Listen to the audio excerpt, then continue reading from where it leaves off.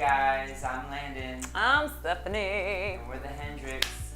So today we're gonna do a review. Is it a review?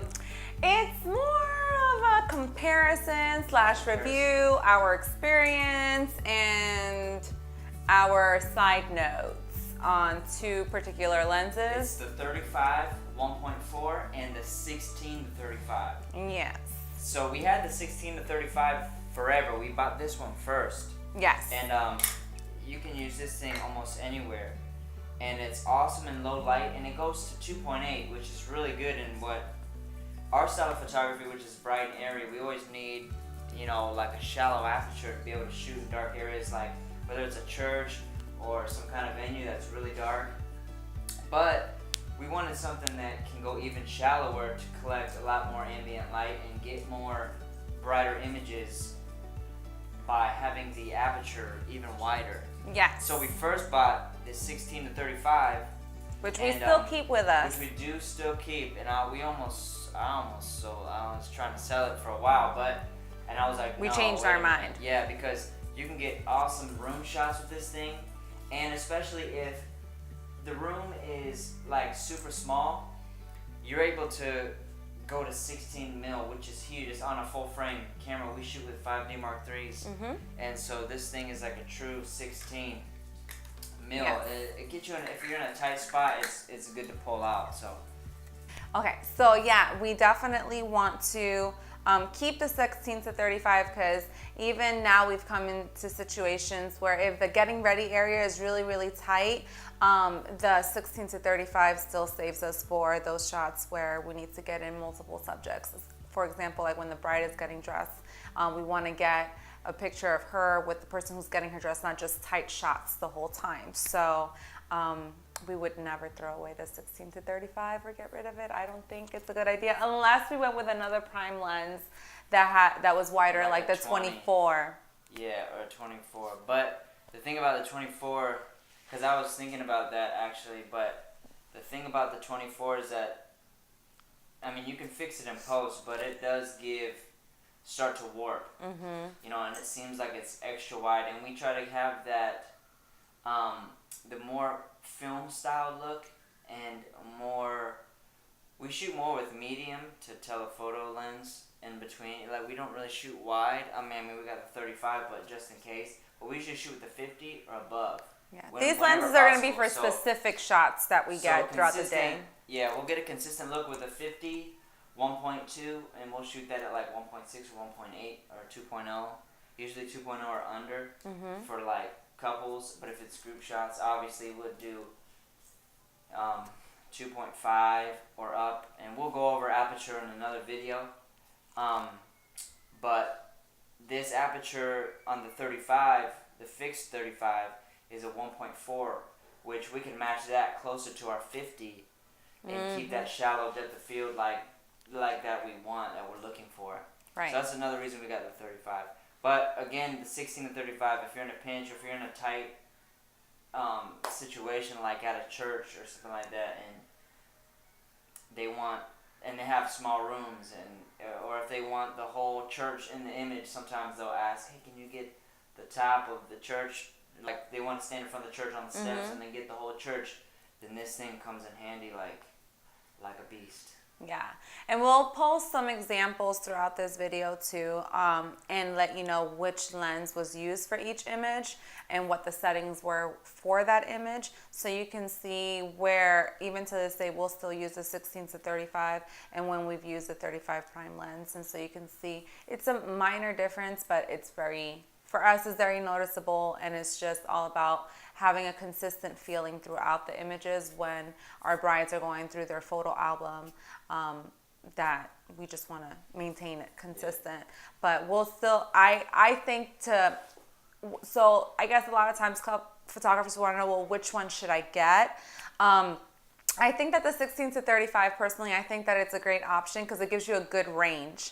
And at a later point, if you wanted to go to prime lenses, I personally prefer prime lenses because of the wider aperture, but if you're starting off as a photographer and you just want to have that range so you can get the shot, the 16 to 35 does a great job. And like I said, we used it for the first 6 years and we still use it sometimes. So it's not going to be a waste of money, or like you're spending money on something right now that you're going to have to get rid of later, because I think it's a great backup lens as well. God forbid the 35 fell or anything. We've had lenses fall during. We have two 70 to 200. Oh gosh, it was bad. And I dropped one right at the father-daughter dance. It was quiet. It was quiet. It was so like I boom, went boom. like this. I turned it. I took this off. I turned it because we shoot with swing pack, so we switch. We don't do the double camera thing. So I put it on, and I'm looking through my camera, and it takes like 2 pictures, and then it starts to say like it can't read. It says the double zeros. And so I turned my camera around, and I went to grab it, and it just goes like this. It was like slow motion. It really felt like a slow motion video. Right in front of everybody, and everybody just, you can Everybody hear, was like, sucked the stop. wind out of the room, and just like, I'm like, don't worry. So that was pretty crazy, but yeah, that's what insurance is for. So. Yes, so that'll be another video, recommendations for insurance. Yeah, but the 35 1.4 is, we try to stick with the fixed lenses, the prime lenses. Because of the aperture, and because we try to shoot more towards the film look, which is like you get that shallow depth of field with those creamy colors, and the bokeh is just really nice. And with the 35, you can actually get pretty close to a subject. Oh yeah, you can get pretty close. I think that this is like the lens that we can get the closest to a subject aside from the macro lens.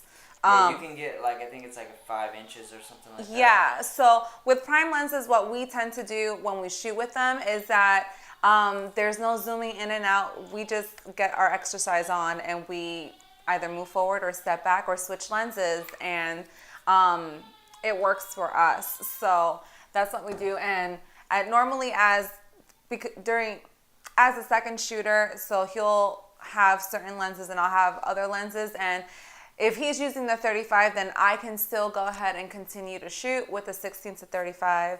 I don't normally go to it too much, but if I needed a wide shot and I wanted to get it from a different angle, I would have that option, and I have that lens and it helps us save time because we don't have to recreate moments. We can both shoot at the same time. So yeah. Another thing I was going to say is 2.8 is very shallow. Yes. But like I said, we try to stick to 2.0 and under. I'll shoot at like 1.6, like the majority of the time, and you have to be very careful. I've just practiced a lot, so I can get it pretty good. He holds his breath, and he has like this whole move thing where he That's for low light. He's just like this, and he holds his breath, and he shoots, and he scores. Yeah, and that's my low light trick. My low light trick. You just have to be super steady. You can shoot at like, I've shot at like 15th of a second, where it's like it's crazy. Yeah, the shutter. But that's another good thing with low apertures is that you're able to, instead of if it's like a 2.8, you're limited to the shutter speed. So the shutter speed has to be, if it's at 2.8, your shutter speed has to be super super low, just to get like a brighter image. Yeah. But if you have a 1.4, or you have to bump up your ISO, which then will give you a difference, grainier image. The stop difference between it is, I don't know the math, but if you go to 1.4, you can shoot at like 100th of a second and still get a bright image. Yeah. And not have less blur if you can't hold the camera straight. So. But that's our little review, or our 2 cents. Yeah. Why we prefer one over the other, specifically for different reasons, and just. You see how he talks with his hands? He makes fun of me because I'm like real Spanish, but I think that he's caught on to some Spanish habits with talking with his hands. I'm just not very loud. But, I beg to differ. We just keep with a consistent look, the shallow aperture and the prime lenses, because those are the sharpest, and in our opinion, they're the best. But, and like I said, it took us for a while to get stuff like this. So you can start with the like the 51.8, because I had that first for a while. Oh and then gosh, had yeah, the we had it for like 1.4, 2-3 years. And then now we finally got the 51.2, and it just keeps it consistent look throughout the images. So that's what the biggest thing we try to do for it. But and if this aperture stuff sounds like German to you, don't worry. We'll be posting a video going in depth as to aperture, but a quick summary. What we're talking about when we're saying like this is a 2.8 and this is a 1.4. Basically, that's the f-stop on the lens, and the lower the number, the more light comes into the lens. So this is not going to open any wider than a 2.8. And this can go down all the way to the 35 prime lens can go down all the way to a 1.4, meaning that you can let more light in. And then, gosh, it goes in depth. Like, so with the shutters, oh gosh, I'm not going to go into that. We'll save that for another video. We'll make another video for that. Yeah. It's deep. It goes in deep. Yeah, it all works. It's all tied in together. The so exposure triangle, which we'll have a video on that. So yes. But there you go. Hope you guys learned something. Yeah. If you have any questions, please email us or info@thehendrixphoto.com and and say that again, slower. info@thehendrixphoto.com, and Hendrix is HENDRICKS. And he's probably gonna want me to clarify this. Our last name is Hendrick, but together we're the Hendrix. He has this big thing. He hates because all my whole life everybody's like Hendrix. I'm like, no, Hendrick. It's Hendrick. But since it's two of us, it's the Hendrix. Yes, I think people understand plurals. Yeah. And But anyway, if you have a comment or anything to say or any questions, you can comment below, and we'll try to get to more questions. Yeah, for sure. And then we'll use those questions to make other videos. Yeah, to make other videos and other blog posts that are going to help not just you, but other photographers that have similar questions but just don't have anyone to ask. So, cool. All right, you guys. Thank you.